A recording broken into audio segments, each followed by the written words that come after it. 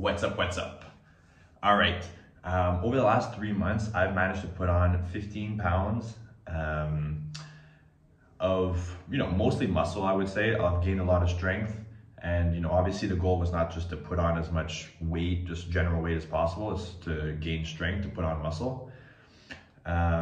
So what did I do? So number one is going to be the nutrition aspect of it. That's probably the most important part when you're trying to put on weight.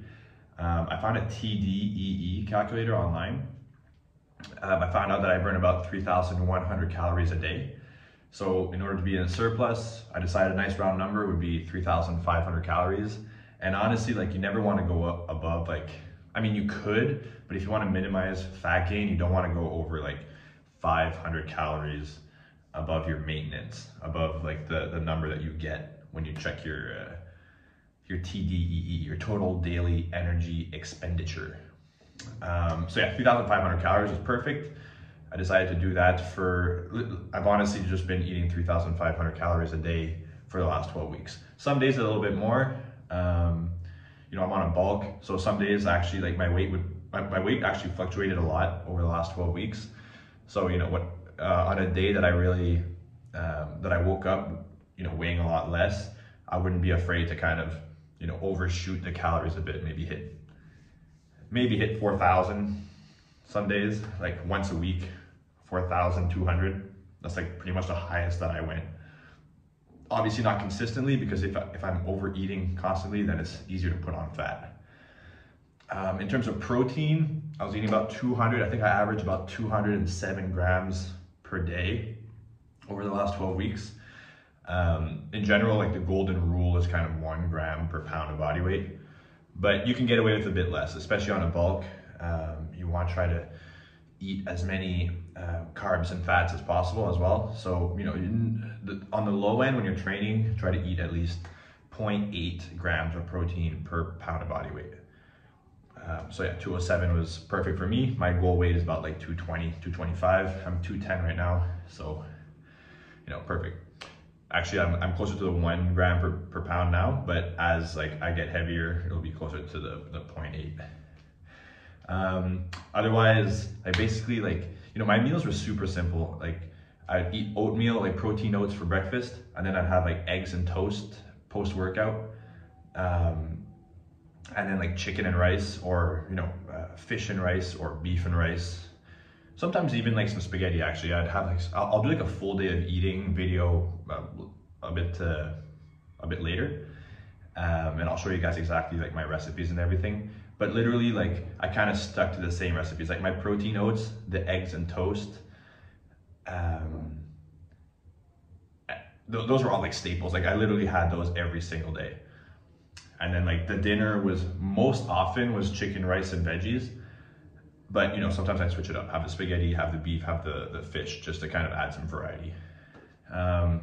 In terms of supplements, the only thing that I really took, or the only things that I took, were creatine monohydrate. So this is literally just pure creatine. There's no extra pre-workout or any kind of bunch of sugars or whatever. Literally the only ingredient is creatine monohydrate, 100%. I don't even know if you can see that, but anyways, 100% creatine monohydrate. So no, not a bunch of words that you can't pronounce and stuff. And then what else I'd have is 1 multivitamin in the morning with my oats. And yeah, that's pretty much it. Otherwise, I'm drinking plenty of water. I have these Gatorade bottles that I work out with, or that I carry around pretty much all day. And I'll have 3 of these per day. So that's 3 liters of water right there. And then I also have this shaker that I put my creatine in. So about half an hour before my workout, I'll put 5 grams of creatine in here. Just fill the rest with water and just chug it with an apple, and then just go work out. And that's literally, so, I'm having 4 liters of water per day on average.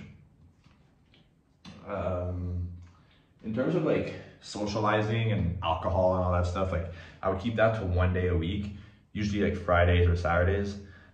Never when I have a workout the next day, because you'll see that like your performance in the gym is affected a lot when you're like hungover, or even if like you wake up, you're not hungover, just like your body's kind of, well, the whole system is just kind of not working properly, and you can't lift as heavy, you can't push yourself as much when you're coming off like a night of drinking or eating a bunch of garbage.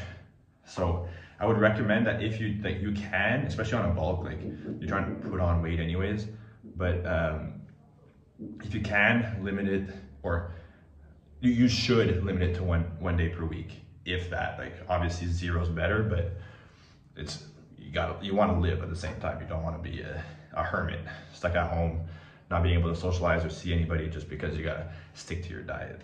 You know, don't be that guy unless you're competing or something. But if you're just doing it to look good at the beach, you can afford 1 day a week of socializing and drinking and eating pizza and stuff. And actually, that brings me to kind of another point, is that, you know, but basically like my first 2,700 calories about every day are all like, you know, from whole foods, from you know, my oats, peanut butter, my fruits, the eggs, the chicken, the rice, the veggies. But then at the end of the day, I've got like 500 to 800 calories of leeway, where, you know, I need to kind of just get those calories in. So, you know, I'm not afraid to have like a chocolate bar or some chocolate chip cookies. Like that's my vice, man. That like chocolate chip cookies or any kind of like cookie, that's like, that keeps me happy. So, you know, I have like 6 cookies, like 6 like Chips Ahoy's, or like, you know, like chocolate chip cookies, or like half a chocolate bar or something like that, just to kind of fill up my calories for the day. And that way it doesn't feel like I'm really dieting, because I'm actually eating the foods that I like. And even like the recipes that I make during the day, there's a reason that I eat them every day. It's because I actually enjoy them. If I was like just shoveling food down my throat just to kind of accomplish a goal, it's not as fun and it's not as sustainable. So I am thinking about switching maybe some of the recipes, like the oats in the morning are kind of getting a bit old. Might switch it for granola or something, but you know, it's easy to switch it up, or you just add a different fruit, or you add like different ingredients in it just to kind of spice it up. Even like the chicken, rice, and veggies, you can season your chicken differently, and it's a whole new recipe. You can add like spicy sauce, or you can add like anything. Be creative. In terms of the training, I would train 4 days a week. It would be a upper-lower split, or lower-upper. I'd always do legs on Monday, upper body on Tuesday, and then legs on Thursday, and then upper body on Friday. End the week with like a upper body pump is nice. And to start the week with legs, kind of, especially like after a weekend, you know, you're rested and everything, so it's good to kind of get your leg workout in. And yeah, and another thing is that like the gym that I go to is only open on weekdays, so that kind of kept me in check, because, you know, if I miss a day during the week, I can't make it up during the weekend because the gym's closed. It's just where I live. I live in Portugal. People are very, you know, days off are very important. And yeah, weekends are just very important for them to have off. So, you know, I get it. You know, I'm chilling, so it keeps me in check. You know, it guarantees that I really can't miss a day during the week, because if I do, then I just miss a whole workout during the week, and that's not great for my the progress that I want to be making. So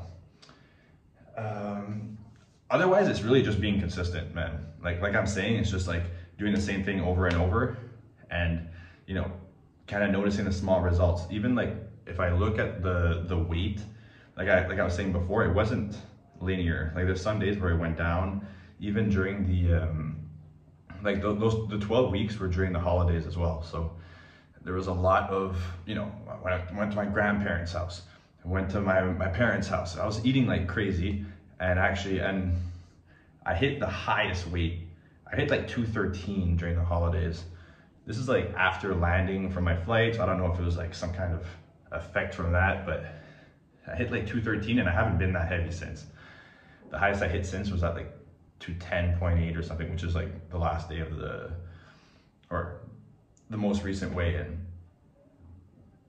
But yeah, overall, as long as the highs are higher and the lows are higher, you'll see like it progresses up, and just gotta keep at it. Otherwise, that's pretty much it. Like, it's at the end of the day, like bulking is really simple. It's just getting into a routine, really. It's focus on getting stronger every single lift. That's something I totally forgot to mention, but like every week that I'm at the gym, I'm trying to beat, like I'm really focusing on beating the weight or the reps that I did the week before. So it's constant progressive overload. If you're getting stronger, you're building muscle. It's that simple. And if you're gaining weight and you're getting stronger, you're building muscle. If you're gaining weight too fast, then there's gonna be some fat on top of that. But you know, in 12 weeks, I gained 15 pounds. So that's like a little over a pound a week, which, you know, most of that weight was actually at the start of the transformation, or the start of the bulk, which is totally normal as well. Like most people will, you know, as you start eating more, your body's just gonna absorb it all, and then it's gonna be a bit harder to kind of grow from there. But yeah, I'm gonna keep this bulk going for at least another 2 months. Right now we're in February, so I'm gonna bulk all of February, all of March.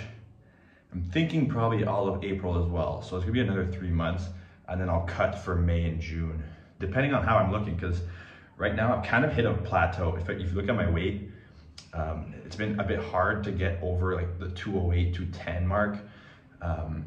But I can see there's still changes in my body. So I'm gonna maintain the 3,500 calories a day and just see how that progresses. Maybe I'll have to increase it to like 3,700 a day. But at one point it's like, okay, I'm not gonna eat like 4,500 calories a day just to gain some weight. I kind of want to stay, you know, obviously I'm staying natural. So I just want to reach my kind of natural limit. So that's pretty much what I've been doing for the last 12 weeks, and pretty much what I'll continue to be doing for the next like 12 weeks probably. And yeah, I'll do another update in 2 to 3 months, depending what I decide to do with the bulk. But what is that, 90 days in and 15 pounds? I don't expect to put it on another 15 pounds in the next 3 months, but if I could put on another, like, you know, 8 to 10 might, I'm thinking 10 might be a bit generous as well, but if I could put on another 8, if I could hit like 218 or something, I think that'd be good. All right, so on that note, happy bulking, guys. Peace.